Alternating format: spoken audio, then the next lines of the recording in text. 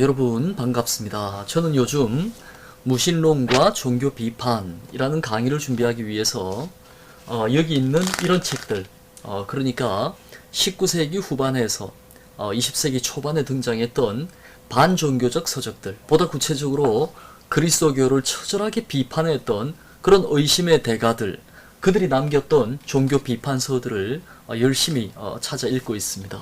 자, 이 강의의 목적이라는 것은 여러분들의 신앙이라든가 종교를 해체하거나 파괴하는 것이 목적이 아니라 그 반대의 목적을 가지고 있습니다. 많은 이들은 이렇게 묻습니다.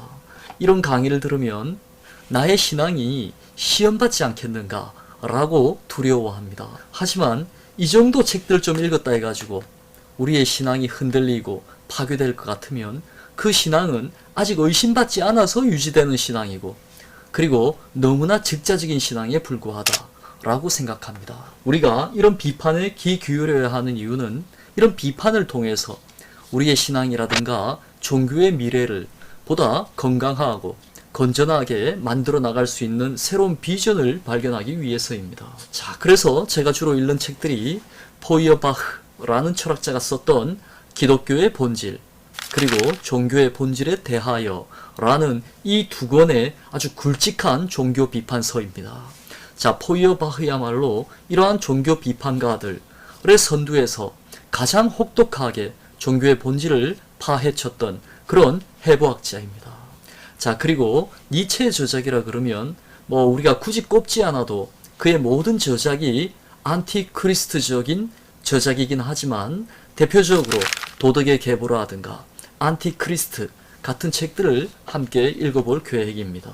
그리고 프로이트의 저작으로는 환상의 미래라든가 문명 속의 불만 등지에 나오는 어떤 종교 비판의 어떤 근본 원리들이 무엇인가 라는 것을 여러분들과 함께 찾아보고 싶습니다. 자, 오늘은 그 첫 시간으로 루트비히 포이어바흐의 종교의 본질에 대하여 라는 책을 여러분들에게 소개드리고자 합니다. 자, 여러분, 바로 이 책입니다. 자, 우리가 포이어바흐라 그러면 기독교의 본질은 많이 들어봤지만 종교의 본질에 대하여 라는 책은 좀 생소하기도 합니다. 기독교의 본질이라는 이 책이 1841년에 나왔고, 그리고 이 책에 수많은 어떤 질문과 도전들이 있었겠죠, 그동안. 그래서 10년 뒤에 그에 대한 응답을 하기 위해서 썼던 책이 바로 종교의 본질에 대하여 라는 책입니다. 이 책, 기독교의 본질은 그리스도교에 초점을 맞추고 그것이 가지고 있는 비밀과 모순을 폭로하는 책입니다. 자, 그런데 이 책, 종교의 본질에 대하여 라는 이 책은 기독교를 포함해서 세계의 모든 종교들이 가지고 있는 그런 보편적 본질이 무엇인가 라는 것을 인간학적으로 분석에 들어가는 책입니다. 자, 그래서 오늘은 좀 포괄적인 이 책을 여러분들께 소개드리고자 합니다. 저는 우리가 살아가는 이 현대를 종교의 종말 이후라고 규정하고 싶습니다. 자, 물론 이 표현은 우리가 알고 있는 미국의 미학자 아스 단토가 썼던 예술의 종말 이후라는 책 제목을 패러디해서 오늘날의 종교 현실을 그런 관점에서 우리도 새롭게 바라보고 싶다라는 그런 뜻을 담고 있죠. 저는 종교의 종말을 언제부터 그러면 종교가 종말을 맞이하게 되었는가? 저는 그 시작을 근대 초기에 데카르트가 코기토를 선언했던 바로 그 자리가 종교의 종말 선언이 아니었나 그렇게 생각합니다. 자, 데카르트는 이야기했습니다. 나는 생각한다. 그러므로 나는 존재한다. 코기토 에르고 숨.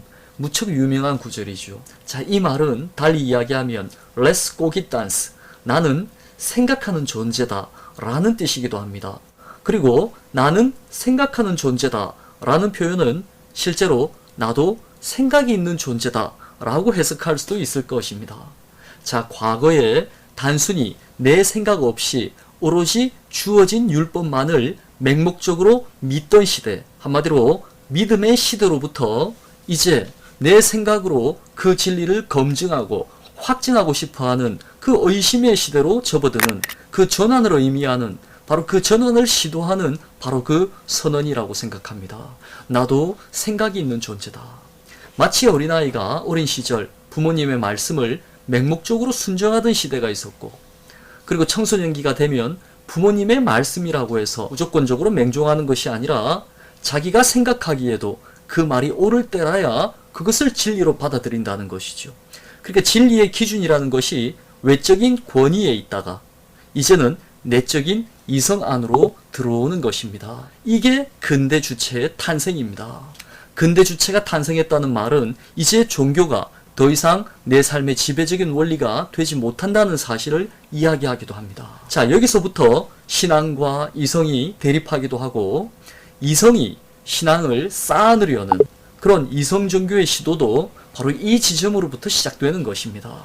대표적으로 이야기하면 스피노자의 범신론이라든가 라이프니츠의 신정론이라든가 칸트의 도덕신학이라든가 헤겔의 사변신학 같은 것들도 물론 이성을 통해서 신에게 그 영광을 되돌리고자 했지만 사실 그것은 이성이 이해한 신에 불과한 것이고 자기가 이해한 신을 자기가 숭배하는 자기 도취의 신학에 불과하다는 비판을 받기도 합니다. 자, 그래서 이 시대는 이제 더 이상 외적인 권위로서의 진리가 더 이상 유지되지 못하는 그런 종교의 종말을 맞이하는 사건이다. 저는 그렇게 이야기하고 싶습니다. 진리의 기준이 외부의 전통과 권위와 관습에서 인간의 이성과 사유와 인식으로 이전을 선언하는 것. 자, 이것이 바로 근대 인식 주체의 탄생, 즉 탈종교의 사건입니다. 이것을 de-religion이라고 불러도 좋을 것입니다. 그래서 우리는 이러한 계몽주의의 시작을 종교의 종말, the end of the religion, 혹은 무신론의 출발점으로 삼습니다. 하지만 무신론의 문화라는 것도 해부학적으로 살펴보면 그 안에는 다양한 범주들이 들어 있습니다. 자, 그래서 저는 그 범주를 크게 세 가지로 나눌 수 있다고 생각합니다. 자, 첫 번째 범주는 17세기와 18세기의 탈종교라는 문화가 있습니다. 계몽주의 시대의 이신론자들, 한마디로 이성신학자들입니다. 아까 말씀드렸던 스피노자의 범신론, 라이프니츠의 신정론, 칸트의 도덕신학, 헤겔의 사변신학, 자, 이렇게 이어지는 합리론의 전통, 관념론의 전통이 바로 탈종교를 주도하는 문화가 아니었는가라고 이야기하는 것이죠. 자, 그리고 19세기와 20세기에는 반종교의 문화도 있습니다. 안티-릴리전이라고 부르고 싶습니다. 자, 이 계열에 해당하는 사람들은 이제 종교로부터 벗어나고 싶어하는 그 단계가 아니라 이성을 통해서 신앙을 이해하고자 했던 자, 그 단계를 넘어서서 종교 자체를 비판하는 시대입니다. 대표적으로는 오늘 우리가 다룰 포이어바흐라든가 마르크스라든가 니체라든가 프로이트로 이어지는 바로 그러한 전통입니다. 자, 이들은 위대한 의심의 대가들입니다. 이들은 종교에 대해서 자기만의 비판을 수행하면서 거기에 이런 키워드들을 남겼습니다. 포이어바흐는 종교 비판을 투사라는 개념으로 이야기합니다. 프로이액치온이라고 이야기하죠. 마르크스는 종교라는 것을 인민의 아편, 오피움이라고 이야기하기도 합니다. 니체는 종교라는 것은 우리의 분노 감정이 만들어낸 하나의 우상, 이돌이라고 이야기하기도 합니다. 그리고 마지막으로 프로이트는 종교라는 것을 토이슝이라는 망상 개념을 가지고 그것을 설명합니다. 도대체 투사, 아편, 우상, 망상 이것이 과연 무엇을 이야기하는 것인지, 그리고 이런 개념들을 통해서 그들이 하고자 했던 이야기가 과연 무엇인지 그것을 깊이 있게 우리가 한번 살펴보는 것이 이번 학기의 강의, 그것의 핵심이 될 것입니다. 자, 간단히 살피면 루트비히 포이어바흐는 기독교의 본질이나 종교의 본질에 관하여 라는 책 안에서 종교를 일종의 투사라고 비판합니다. 다시 말하면 종교라는 것은 인간의 욕망을 초월의 장막으로 투사한 것에 불과하다 라고 이야기하는 것이죠. 신이 가지고 있는 본질이나 속성이라는 것은 이미 주어진 것이 우리에게 계시되는 것이 아니라 그 속성 우리가 거기로 투사한 것이라고 이야기합니다. 신으로부터 인간이 생겨나고 신으로부터 종교가 생겨난 것이 아니라 인간으로부터, 자연으로부터 바로 그 정신적인 신들이 탄생했다고 이야기하는 것이죠.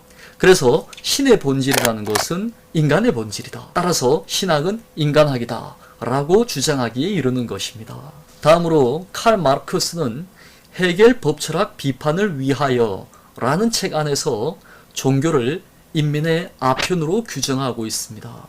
Die Religion ist das Opium des Volkes. 자, 한마디로 아편이라는 것은 현실의 고통을 잊도록 만들어주는 하나의 마취제라고 이야기하는 것이죠. 근데 우리가 살면서 마취제 좀 있으면 어떤가? 이렇게 힘든 인생을 살아가기 위해서는 마취제도 때로 필요한 것 아니겠는가? 라고 생각할 수도 있고, 또 그런 것들을 종교가 줄 수 있으면 우리에게 많은 위안이 되기도 할 것입니다. 그러나 마르크스는 왜 종교가 가지고 있는 그 아편의 기능을 비판할 수밖에 없었는가?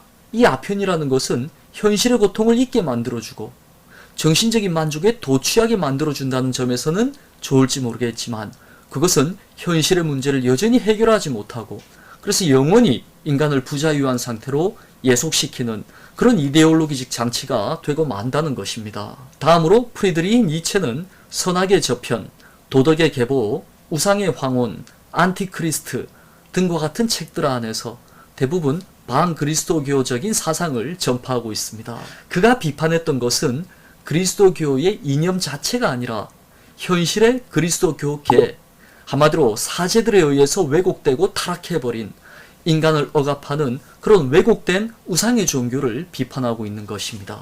자, 그는 그리스도교를 노예들의 원한 감정, 한마디로 세상에서 패배한 사람들이 가지는 강자들에 대한 그 원한의 감정, 르상티망이 만들어낸 일종의 우상이라고 이야기합니다.